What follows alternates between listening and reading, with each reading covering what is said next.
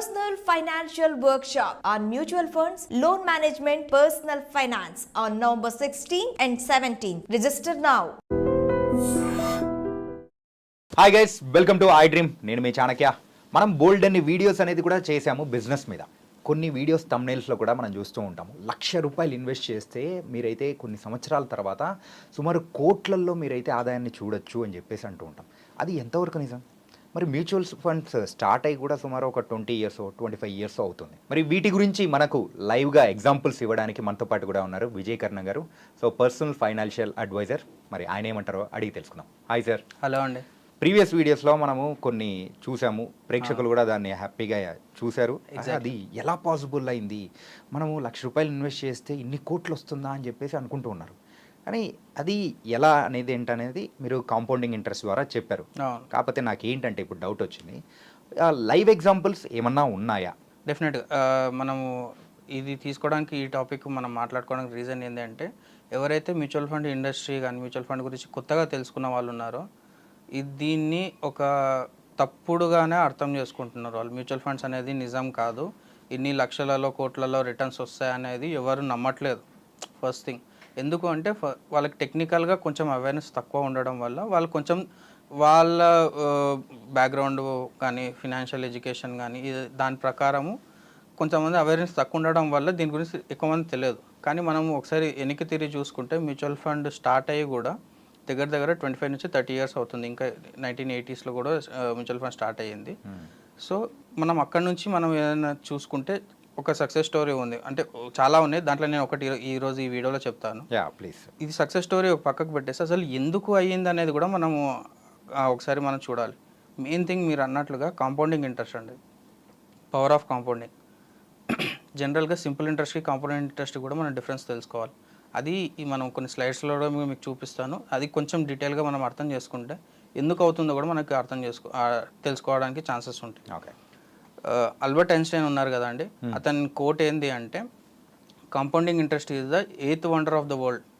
అంటే ఉన్న అద్భుతాలు ఏడు అద్భుతాలు అంటాం కదా, 8వ అద్భుతం కాంపౌండింగ్ ఇంట్రెస్ట్ అని చెప్పాడు అనమాట. ఓకే. సో ఎందుకు అన్నాడు అంటే, అది మనకి డ్యూరేషన్ పెరిగే కొద్దీ ఇంట్రెస్ట్ కూడా మనకి రిటర్న్స్ పెరుగుతుంటుంది అనమాట. అది ఇంకా టేబుల్లో ఇంకా క్లియర్గా ఎక్స్ప్లెయిన్ చేస్తాను. ఒక చిన్న ఎగ్జాంపుల్, ఈ గ్రాఫ్లో నేను చూపించే గ్రాఫ్లో ఎగ్జాంపుల్ ఏంటి అంటే, ఒక పర్సన్ ఎవరైనా సరే ఒక 50,000 SIP చేశాడు అనుకుందాం, for the period of 26 years at the rate of return 12%. Rate of return 12%, నేను 15-20 కూడా కాదు, 12% తీసుకుంటే ఫస్ట్ 1 CR కావడానికి, మీరు గ్రాఫ్లో చూడొచ్చు, ఫస్ట్ 1 CR కావడానికి 9.15 ఇయర్స్ పడుతుంది. ఓకే. అంటే అతను 50,000 SIP ఎవ్రీ మంత్ చేస్తున్నాడు, కానీ 1 crore అతని ఇన్వెస్ట్మెంట్ సైజ్ కావడానికి 9 ఇయర్స్, అంటే అప్రాక్సిమేట్గా 10 ఇయర్స్ తీసుకోవచ్చు. తర్వాత నెక్స్ట్ 1 CR కావడానికి 4.25 ఇయర్స్ పడుతుంది. Okay. And next third CR, అంటే first CR, second CR, third CR కావడానికి 2.81 ఇయర్స్ అవుతుంది. తక్కువ టైం అనేది తగ్గుతూ వస్తుంది. అండ్ నెక్స్ట్ అట్లా 4th CR తీసుకుంటే 2 ఇయర్స్లోనే అవుతుంది. అండ్ అట్లాగే మనం లాస్ట్లో చూసుకుంటే 10th CR కావడానికి జస్ట్ 10 months పడుతుంది. కంపేర్ చేసుకుంటే ఫస్ట్ 1 CR మాత్రం 9 ఇయర్స్ పట్టింది. 9 ఇయర్స్ కాకపోతే 10 ఇయర్స్ తీసుకోండి, 10 ఇయర్స్ పట్టింది. కానీ లాస్ట్ 1 CR కావడానికి జస్ట్ 10 months పట్టింది. ఎందుకు ఇట్లా అవుతుంది అంటే, ఫస్ట్ 1 CR పెట్టేటప్పుడు మీరు క్యాపిటల్ ఎంత పెడుతున్నారు, 50,000 నుంచి స్టార్ట్ చేస్తున్నారు. కానీ లాస్ట్ 1 CRకి ఎంత క్యాపిటల్ పెడుతున్నారు, 9 CR పెడుతున్నారు. ఈ డిఫరెన్స్ మనం అర్థం చేసుకోవాలి. అంటే 9 CR మీద 1 CR రావడము ఈజీ, కానీ 0 నుంచి 1 CR తీసుకోవడం చాలా కష్టం. సో అందుకే నెంబర్ ఆఫ్ ఇయర్స్ పెరిగే కొద్దీ కాంపౌండింగ్ అనేది అంత ర్యాపిడ్గా పెరుగుతుంటుంది. మనం చాలా ఎగ్జాంపుల్స్లో కూడా చూస్తుంటాం, 1 CR మీ ఇన్వెస్ట్మెంట్ కార్పస్ దాటింది అంటే ఎక్స్పోనెన్షియల్గా మీకు గ్రోత్ కనిపిస్తుంటుంది. అంటే every year you can't even imagine, అంటే జస్ట్ 10% రేట్ ఆఫ్ రిటర్న్ తీసుకున్నా కూడా 1 CR మీద మీకు 10 lakhs రిటర్న్స్ వస్తుంటాయి. Every year 10 lakhs returns. అంటే మనం ఒక కార్పొరేట్ ఎంప్లాయీ కానీ ఒక IT ఎంప్లాయీ తీసుకుంటే 10 lakhs వాళ్ళ శాలరీ ఎవ్రీ ఇయర్. అందుకే ఫస్ట్ 1 CR అనేది చాలా ఇంపార్టెంట్.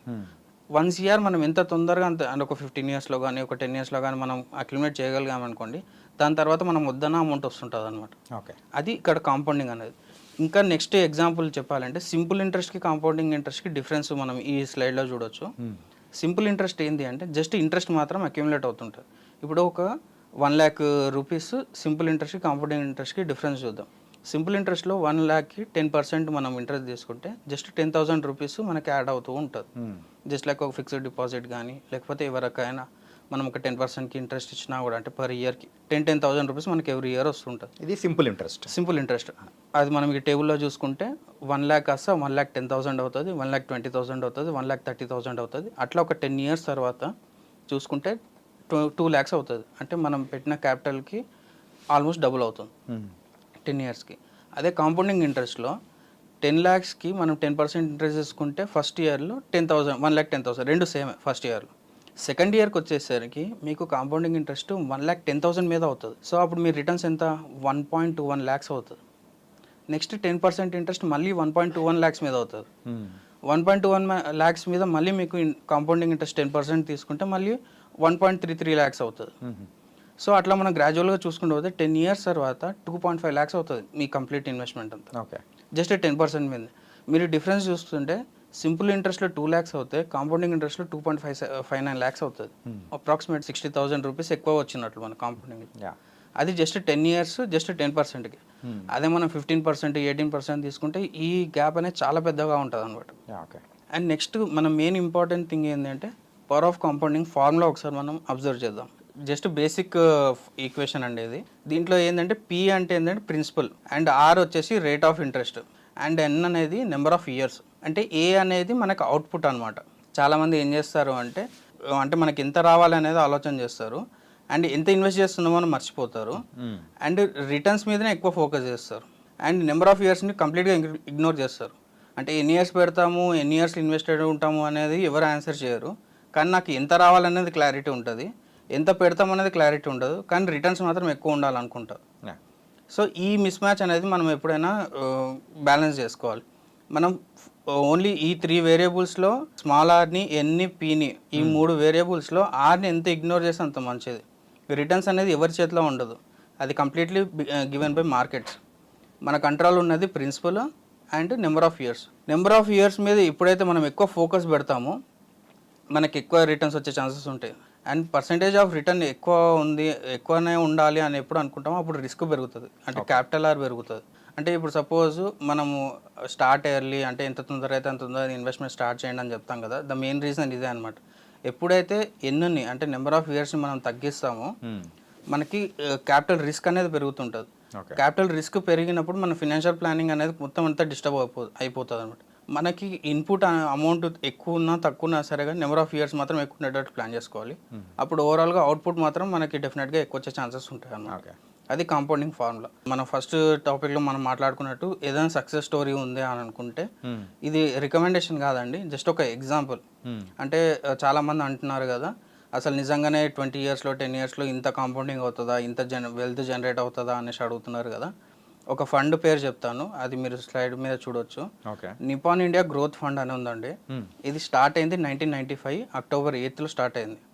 సిన్స్ ఇన్సెప్షన్ అది ఇచ్చిన పర్సెంటేజ్ 22% CAGR ఇచ్చింది. అంటే ఎప్పుడైతే ఈ నిపాన్ ఇండియా గ్రోత్ ఫండ్లో ఎప్పుడైతే స్టార్ట్ అయినప్పుడు ఎవరైనా ఒక పర్సన్ ఒక 1 lakh ఇన్వెస్ట్ చేశారు అంటే ఈరోజు టుడే మార్కెట్ వాల్యూ చూసుకుంటే అప్రాక్సిమేట్గా 5.5 CR అవుతుంది అనమాట.